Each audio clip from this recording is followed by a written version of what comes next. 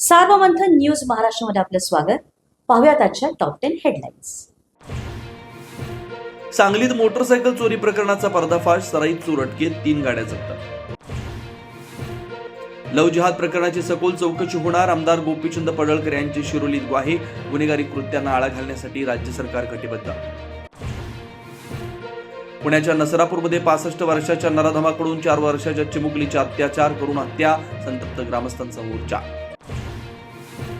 नसरापूरची घटना अतिशय निंदनीय, खटला फास्ट ट्रॅक कोर्टात चालवणार, नराधमाला मृत्यूदंडाच्या शिक्षेची मागणी करणार, मुख्यमंत्र्यांची माहिती.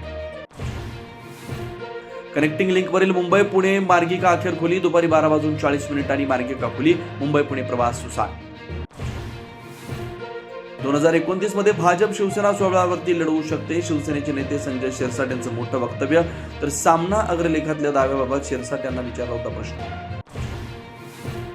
अशोक खरातला अटक करण्यासाठी ईडीच्या हालचालींना वेग, मनी लॉन्ड्रिंग प्रकरणी विशेष पीएमएलए कोर्टामध्ये वॉरंटसाठी अर्ज. सध्या अशोक खरात नाशिक पोलिसांच्या ताब्यात. आणि देशभर मोबाईलमध्ये आपत्ती व्यवस्थापनाचा चाचणी संदेश, पूर्व कल्पना नसल्यामुळे सर्वांना कुतूहल. आपत्तीच्या काळात विभागनिहाय संदेश देणं झालं सोपं. सार्वमंथन न्यूज महाराष्ट्राला लाईक करा, शेअर करा, सबस्क्राईब करा.